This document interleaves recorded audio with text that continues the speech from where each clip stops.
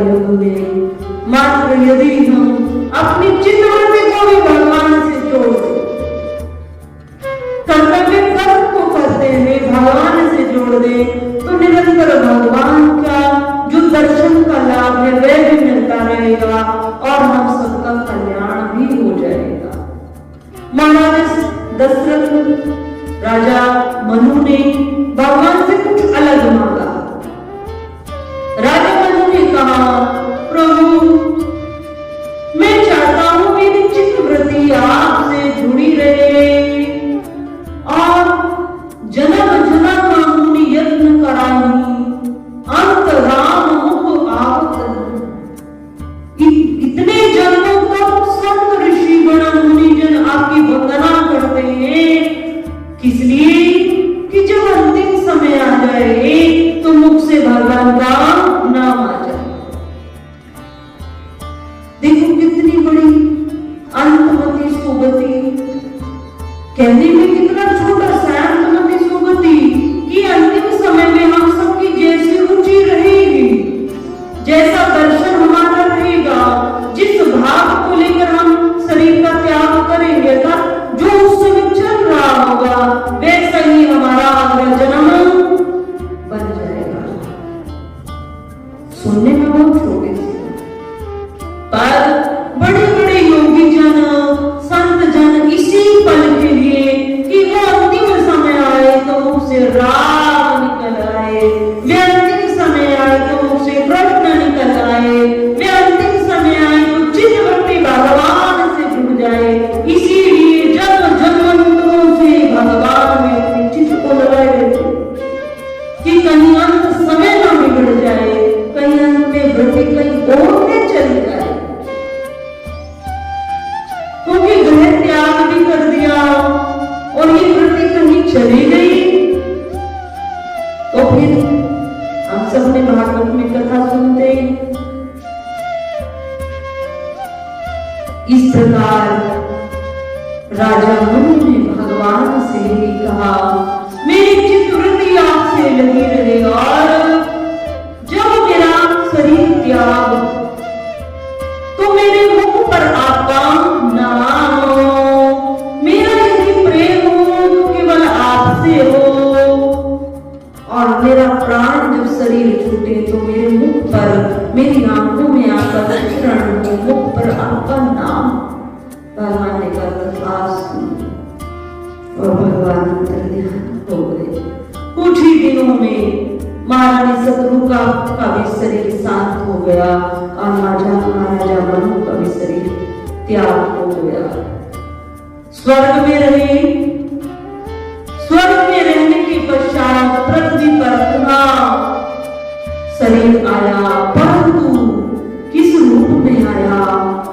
जो धार्मिक मनुष्य होते हैं, भजन साधन करते हैं, उनका जब शरीर त्याग होता तो भले ही उनको मोक्ष प्राप्ति में भगवान के लोगों की प्राप्ति उनको नहीं हो पाए, पर वो स्वर्ग में रहते और स्वर्ग में देवता निवास करते।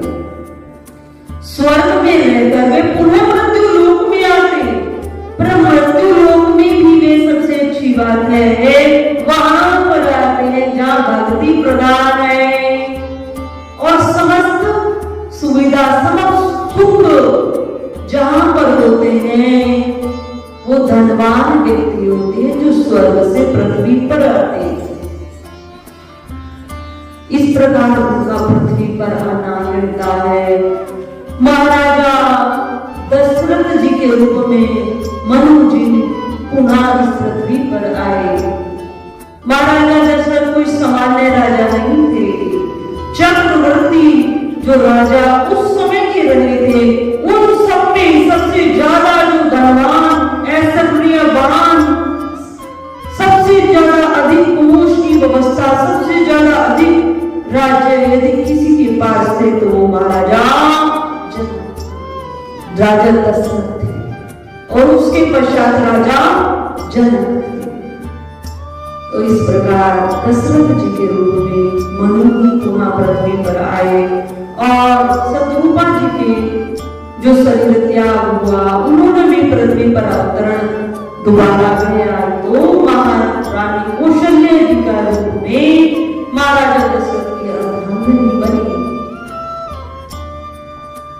कुछ समय पश्चात भगवान परेशानी बहुत लेते, धीरे धीरे समय बढ़ा।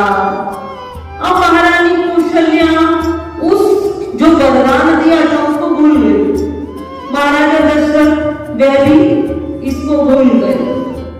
अर्धांगिनी बनी है महाराजा दशरथ के 3 विवाह हुए, पर महलों में कोई भी संतान नहीं, वंश को बढ़ाने वाला कोई पुत्र नहीं। अब भगवान का भजन करने लगे, गुरु जी से इस विषय में चर्चा किया। गुरु जी ने यज्ञ कराया, अनुष्ठान कराया, जिसके तपोबल से अग्नि देवता प्रकट हुए और अग्नि देवता ने प्रसाद दिया।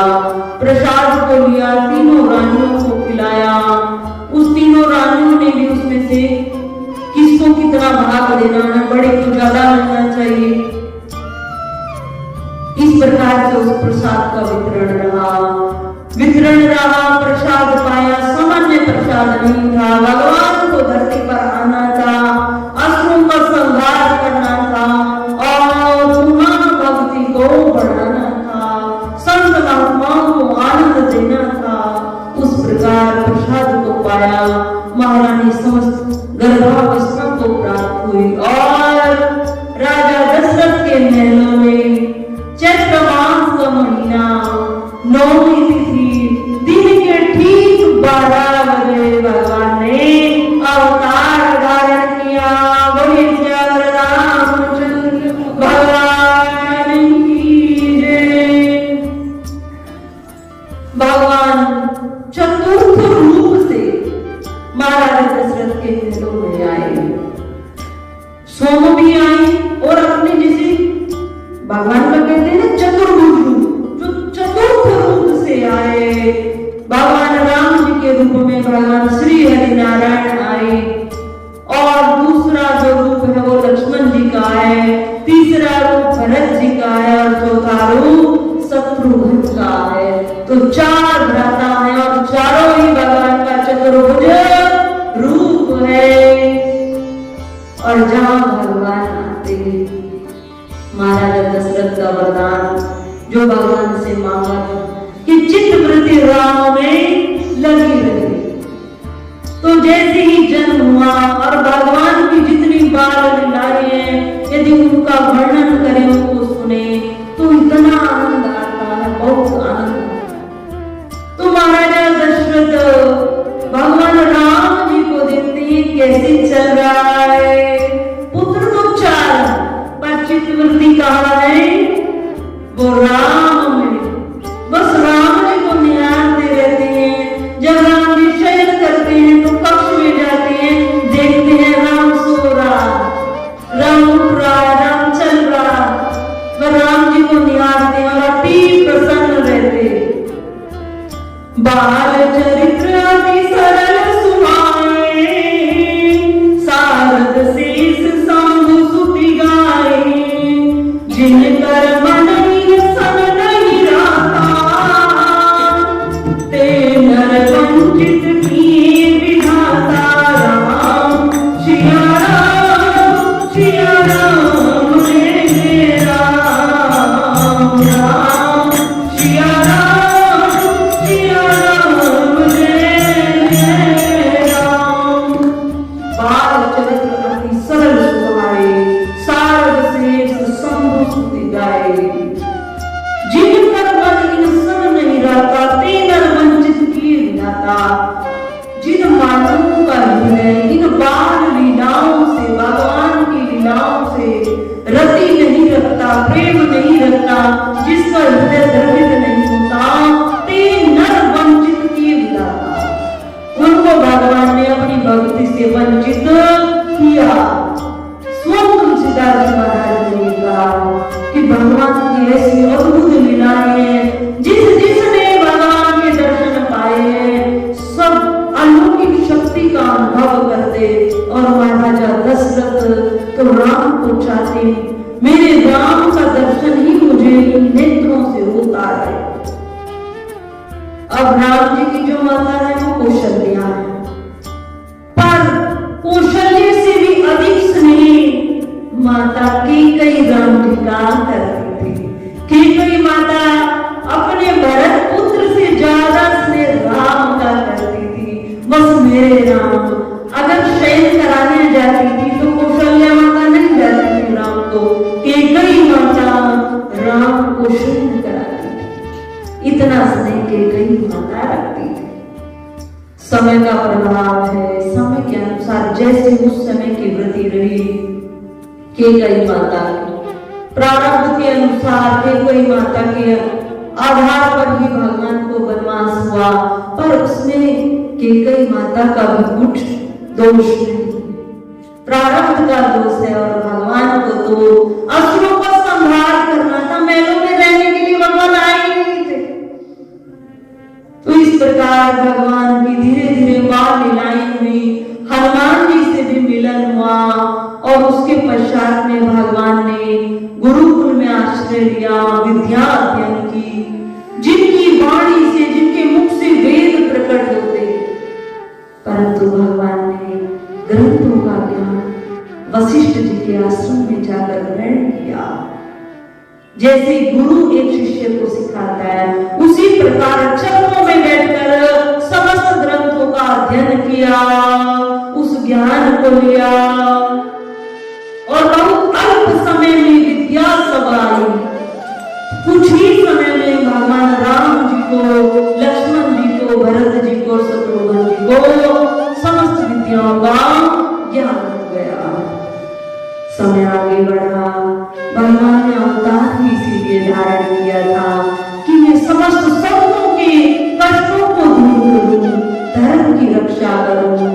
और भगवान ने अपनी लीला में कहीं पर भी ऐसा कोई भी कार्य नहीं किया जो अमर्यादित रहा। समय बढ़ा, भगवान ने असुरों का संहार प्रारंभ किया, विश्वामित्र जी के साथ जाकर ताड़का का वध किया, अन्य जो राक्षस थे जंगल में उनका वध किया।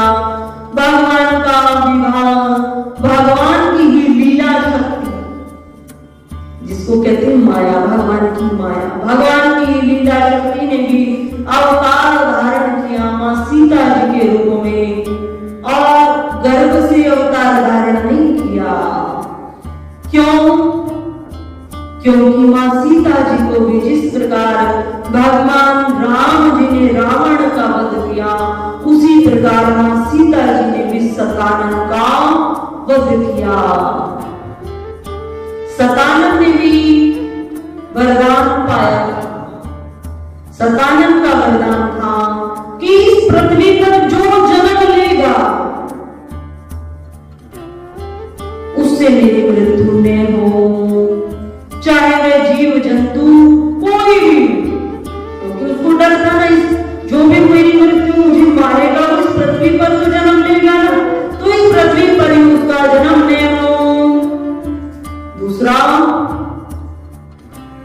मुझे कोई पुरुष न मार सके, इस पृथ्वी पर कोई ऐसा पुरुष न हो जो मुझे मार सके, चाहे वो पक्षी रूप में हो और चाहे वो पशु रूप में। तो मां सीता जी राजा जनक को उन्हीं के जंगल में, जब वो मिट्टी में जा रहे थे, कुछ हल चला रहे थे, जल की तलाश उनको थी, तो मां सीता जी उन्हें एक मिट्टी के कलश में मिली। इस प्रकार मां सीता जी प्रकट हुई और राजा जनक ने अपनी पुत्री मानते हुए, इसका पहला दर्शन मैंने किया, इसलिए मुझे मिली, अति हर्ष से राजा जनक प्रसन्न हुए और उनको महलों में लेकर आए और पुत्री की संज्ञा प्रदान की, अपनी पुत्री के रूप में उसको माना।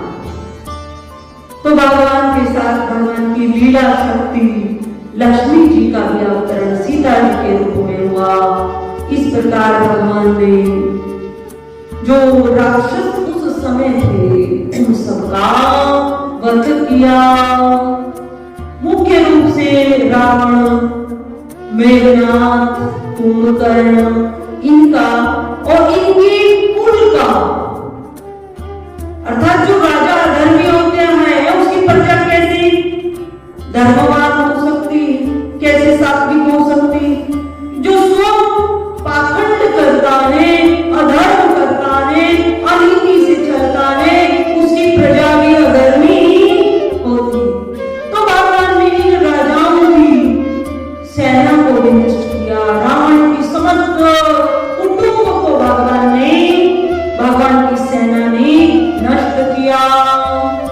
और इस पृथ्वी का भार उतारते हुए भगवान ने अंत में जब भगवान जाने लगे तब भगवान ने सरयू जी में जाकर समाधि को ग्रहण किया और धर्म की रक्षा के लिए हनुमान जी को के आगे भी धर्म की रक्षा होती रहे, अधर्म पर तुम नष्ट करते रहो, मेरे भक्तों की तुम रक्षा करते रहो, तुम्हें इसी पृथ्वी पर निवास करना है, यही रहना।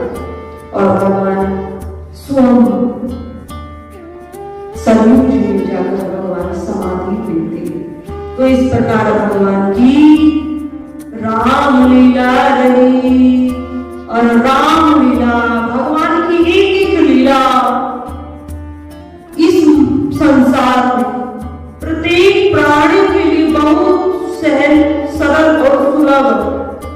यदि एक भगवान की प्रेरणा भी हम सबके हृदय में आ जाए, यदि एक संस्कार भी भगवान राम जी का हमारे हृदय में आ जाए तो हमारा उद्धार हो जाए। इस पृथ्वी पर भगवान राम जैसा कोई पुरुष अवतरित नहीं हुआ। भगवान कृष्ण का नाम भी इस पृथ्वी पर इतना नहीं लिया जाता जितना भगवान राम का लिया जाता है। और हम सब कहाँ के निवासी हैं? हरियाणा के निवासी। तो हरियाणा वासी, जितने हरियाणा वासी हैं वो भगवान के समस्त जितने नाम, उन सभी नामों में सबसे ज्यादा उच्चारण यदि किसी का करते हैं तो वो राम नाम का करते हैं, राम शब्द का करते हैं। राम भगवान के नाम को भी अति प्रिय मानते हैं। कितने भी पढ़ा लिखा एजुकेटेड व्यक्ति यदि हरियाणा की भूमि से जन्म उठता तो वह प्रातःकाल उठकर गुड मॉर्निंग नहीं कहता, श्री कृष्ण राधे नहीं कहता है, वह राम राम ही कहता।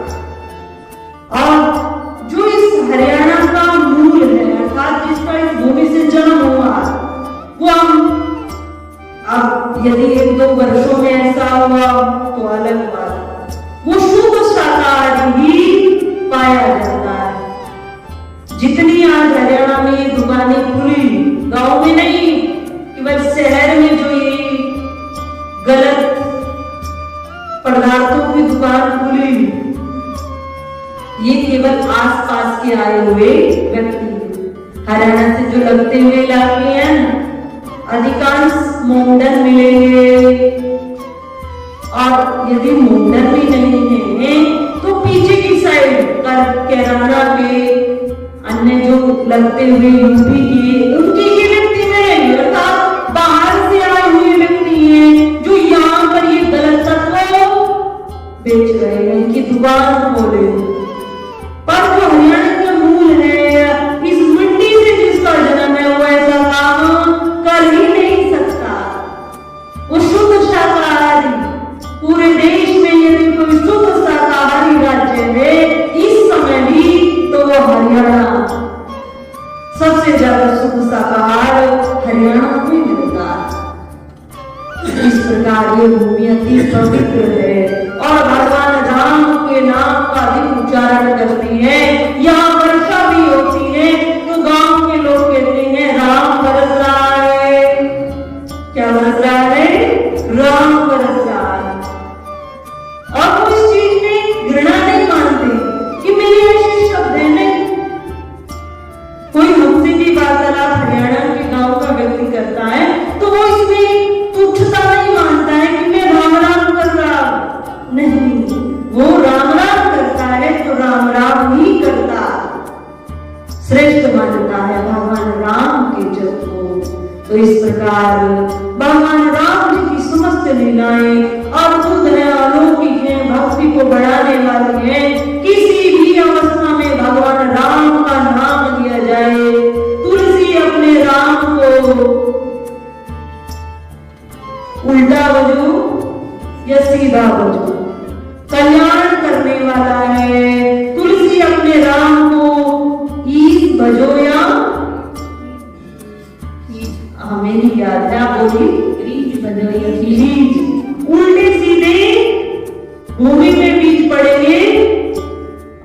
तो क्या होगा? पौधा अवश्य, भक्ति अवश्य बढ़ेगी। तुलसी अपने राम को उल्टा भजो या सीधा भजो। जिस प्रकार भूमि में बीज बोया जाता है, तो जब बीज बोने वाला ही बीज को छाटता नहीं कि इसको सीधा लगाना है या उल्टा लगाना, और कोई पहचान भी नहीं है बीज की कि सीधा है या उल्टा है। तो जिस प्रकार भूमि में बीज बोया जाता है तो वो उगता ही उगता है, उसी प्रकार राम राम राम इस नाम का जब जाप किया जाता है तो भक्ति बढ़ती ही बढ़ती है, बढ़ती ही बढ़ती है। चाहे भाव से भजा जाए, चाहे उभाव से भजा जाए, और चाहे आनंद से भजा जाए। परम पूज्य श्री साध्वी ब्रह्म ज्योति सरस्वती जी के प्रवचन प्राप्त करने हेतु दिव्य वाणी चैनल को सब्सक्राइब करें, वीडियो को शेयर करें और अपने परिजनों पर अवश्य भेजें।